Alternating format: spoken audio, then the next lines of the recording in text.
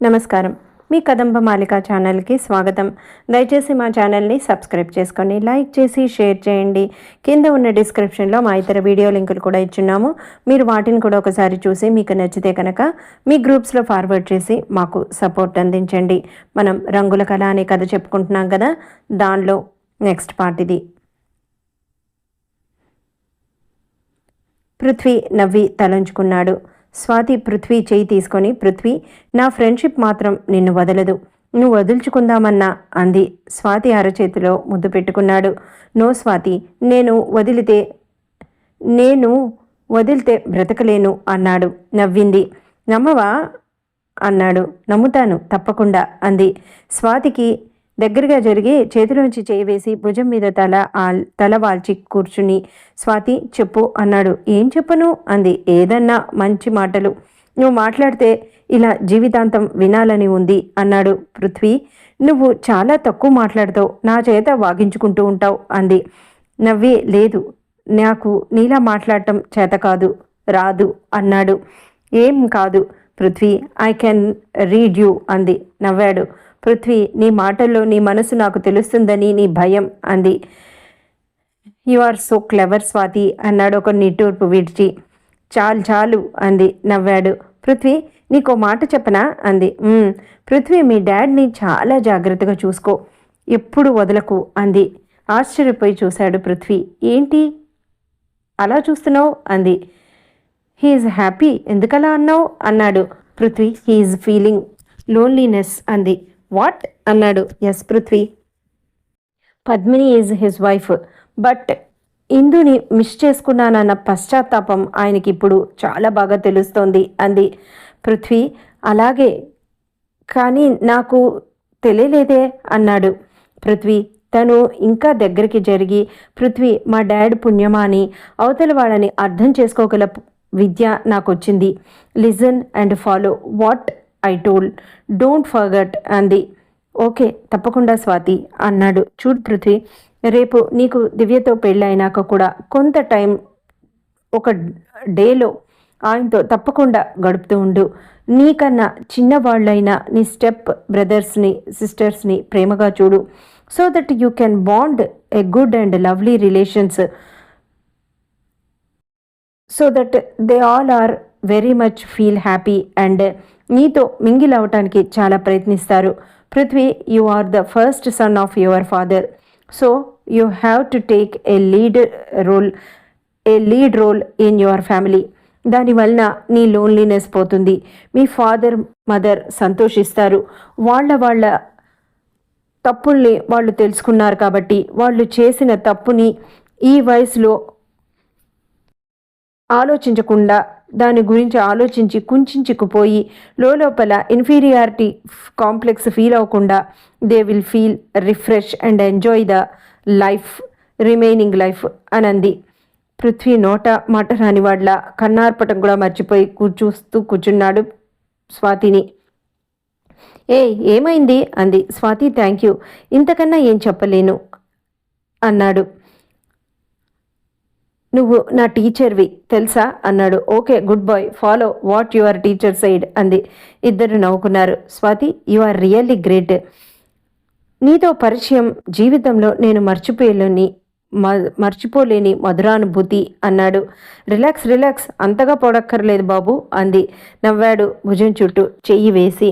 పృథ్వీ, మా నాన్న అమ్మ ఎంతో ప్రేమగా ఉండేవారు, వాళ్ళిద్దరూ చాలా అన్యోన్యంగా ఉండేవారు తెలుసా.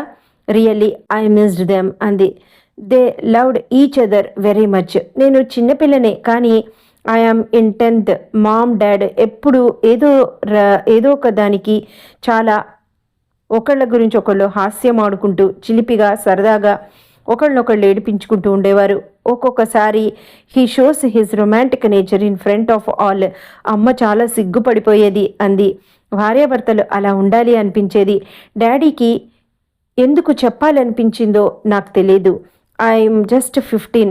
డాడీ నన్ను డాబా మీదకి కూర్చోపెట్టి ఆ రోజు చెప్పారు, కానీ ఆ తర్వాత నెల రోజులకే దే ఎక్స్పైర్డ్. పృథ్వీ, తండ్రిగా తను ఉండనని నా పెళ్లి నాటికి ఆ దేవుడు తీసుకెళ్ళిపోతాడని ఆయనకి ముందరే తెలిసిందో ఏమో. అందుకనే ఆయన చేత నాకు చెప్పించాడు అంది బాధగా. స్వాతి భుజం చుట్టూ చెయ్యి వేసి నెమ్మదిగా నొక్కాడు పృథ్వీ. ఆయన ఏమని చెప్పారు అన్నాడు. పృథ్వీ, ఆ రోజు డాడీ చెప్పిన మాట నేను లైఫ్ లాంగ్ గుర్తు పెట్టుకుంటాను. నాకు తెలిసిన వాళ్ళకి చెప్తూ ఉంటాను. My dad is very good and his words are gems and diamonds for me అంది. ఏ బంధానికైనా కలకాలం నిలవాలంటే నమ్మకం చాలా ముఖ్యం. ఇది ఇరు వర్గాల నుంచి ఉండాలి, నాట్ ఎట్ వన్ సైడ్.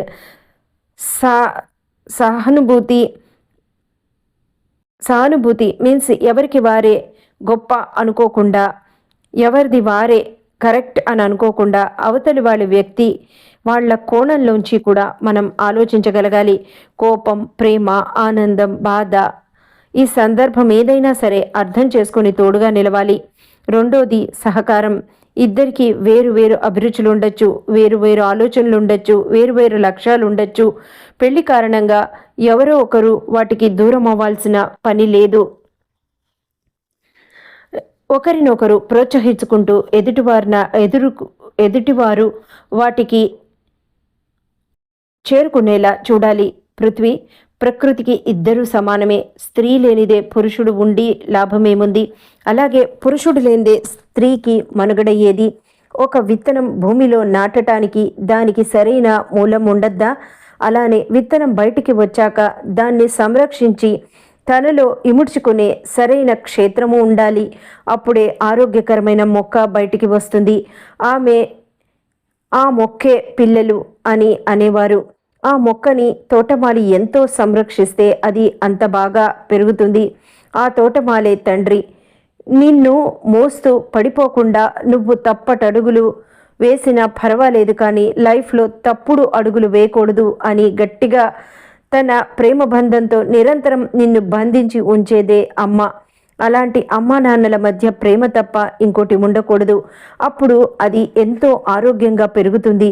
జీవితంలో వచ్చే ఒడిదుడుకులు, పెను తుఫాన్లని కూడా ఓర్చుకుని రారాజులా నిలబడేలా చేస్తుంది. ఇంకో 10 మందికి నీడనిస్తుంది.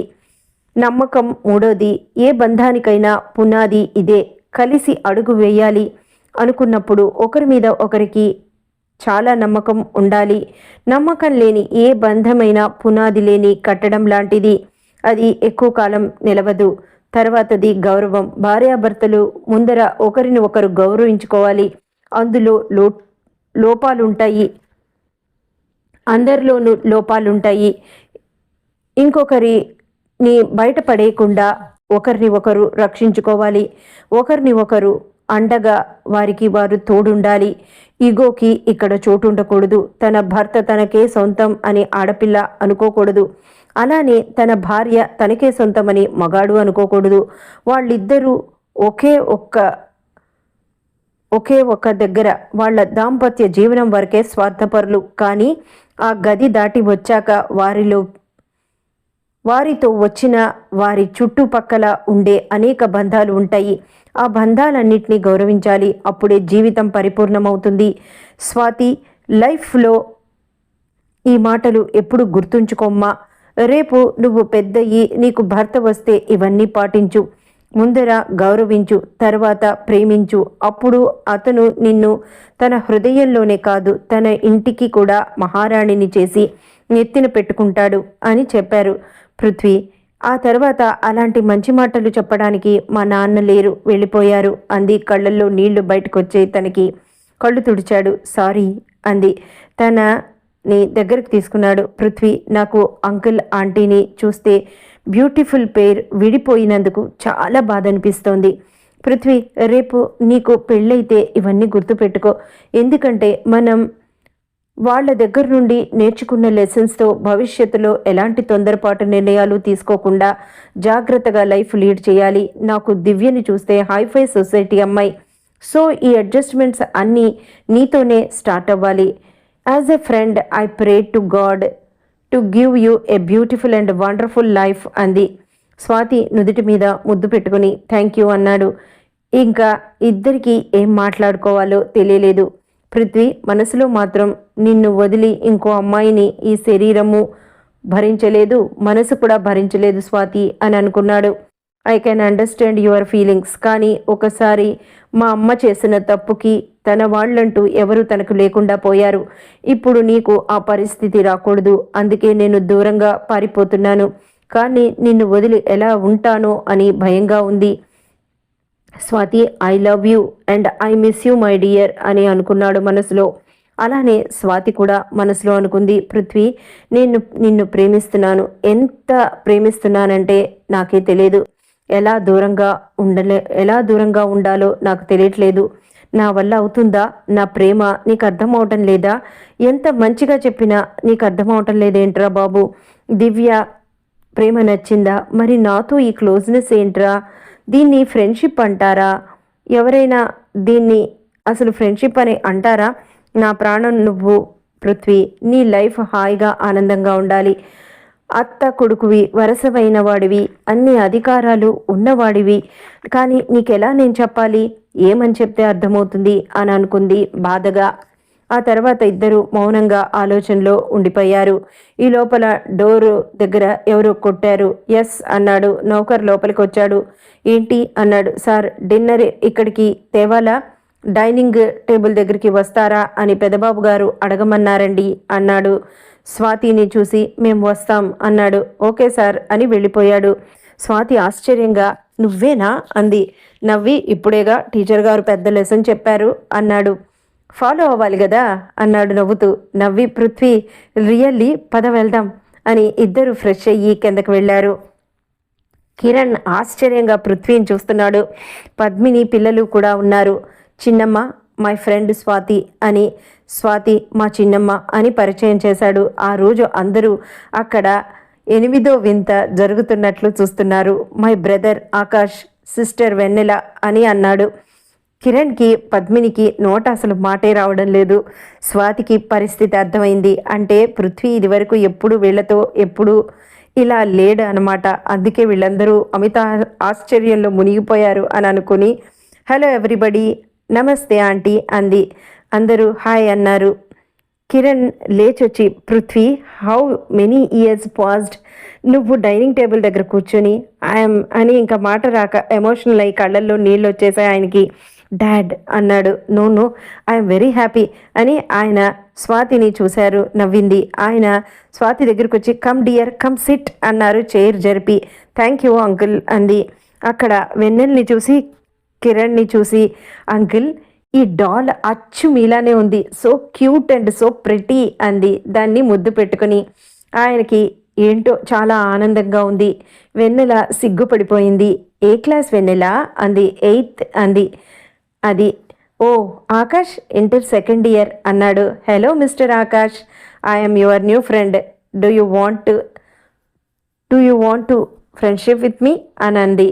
నైస్ ఐఎమ్ అని అన్నాడు. మిమ్మల్ని ఏమని పిలవాలి అంది వెన్నెల. మీ అన్నయ్య నన్ను స్వాతి అని పిలుస్తాడు, మీరు స్వాతి అనే పిలవండి అంది. మీరు మాకన్నా పెద్ద కదా, అలా పిలవచ్చా అంది. సీ డాల్, ఫ్రెండ్షిప్లో చిన్న పెద్ద ఉండదు, so call me Swathi only, సరేనా అంది. వాళ్ళిద్దరూ నవ్వేశారు. పృథ్వీ అందరినీ ఆనందంగా చూస్తున్నాడు. పద్మినికి మనసులో ఎంతో ఆనందంగా తను చేసిన తప్పుకి ఇన్నాళ్ళకి పరిష్కారం కుదిరి సమస్య పోయినట్లుగా అనిపించింది. కిరణ్ ఆవిడ్ని చూసి ఏ పద్మ, వేర్ ఆర్ యూ, వడ్డించు, ఐఎమ్ సో హంగ్రీ టుడే అని అన్నారు ఆయన ఆనందంగా. పృథ్వీ స్వాతిని చూశాడు. నవ్వింది. అలాగేనండి అని ఆవిడ అందరికీ వడ్డించింది. పృథ్వీ దగ్గరికి వచ్చి కంచంలో అన్నం పెడుతూ ఏడ్చేసింది. పృథ్వీకి కూడా ఏడుపు వచ్చింది. పృథ్వీ సారీ అంది. చిన్నమ్మ ఏంటి అని నుంచొని ఆవిడని దగ్గరికి తీసుకున్నాడు. ఆవిడ పృథ్వీ గుండెలో తల పెట్టుకొని పెద్దగా ఏడ్చేసింది. చిన్నమ్మ ఏడవకు ప్లీజ్ అన్నాడు. Prithvi after 18 years I got my family, I got my son and I got my husband అంది. ఆవిడ్ని దగ్గరికి తీసుకొని నో చిన్నమ్మ, జరిగిన వాటి గురించి వదిలేయండి, no we live in present and beautiful future అన్నాడు. కిరణ్కి కళ్ళల్లో నీళ్లు బయటికి కారుతూనే ఉన్నాయి. ఆవిడ కళ్ళు తుడుచుకొని కూర్చో నాన్న కూర్చో అని అందరికన్నా పృథ్వీకే దగ్గరుండి స్వయంగా వడ్డించింది. కిరణ్ స్వాతినే చూస్తున్నాడు. ఆంటీ మీరు కూడా కూర్చోండి అంది. తర్వాత తింటానమ్మా అంది. నో నో, మీ పిల్లలందరితో హాయిగా కూర్చొని తినండి మీరు కూడా అంది. ఆవిడ ఆనందంగా కూర్చుంది. అందరూ ఇటు చూడండి అని సెల్ఫీస్ తీసింది స్వాతి. నవ్వారు. కిరణ్ స్వాతిని చూసి, స్వాతి, కొంతమంది పరిచయం ఎంత మార్పులు, ఎంత ఆనందం ఇస్తాయో తెలుసా? You are a unforgettable and lovely and sweetest friend for us అన్నారు. స్వాతి నవ్వి, uncle, this is too much. నన్ను అన్నం తిననియరా అంది. అదేంటమ్మా, తిను అన్నారు. మీరు అలా ప్రైజింగ్ కార్యక్రమం పెడితే నా కడుపు నిండి ఆంటీ వంట టేస్ట్ చేయలేను అంది. అందరూ నవ్వేశారు. ఇదండి ఇప్పటివరకు జరిగింది. ఆ తర్వాత పృథ్వీ ఫ్యామిలీ స్వాతిని ఇంకెలా చూస్తారు, ఆ తర్వాత స్వాతి గురించి వివరాలు ఆయనకి తెలుస్తాయా, ఇవన్నీ కూడా నెక్స్ట్ పార్ట్లో తెలుసుకుందాం. మీకు మా స్టోరీ నచ్చితే కనుక తప్పకుండా లైక్ చేయండి, షేర్ చేయండి, మీ గ్రూప్స్ అన్నిట్లో ఫార్వర్డ్ చేసి మాకు సపోర్ట్ అందించండి. Thank you.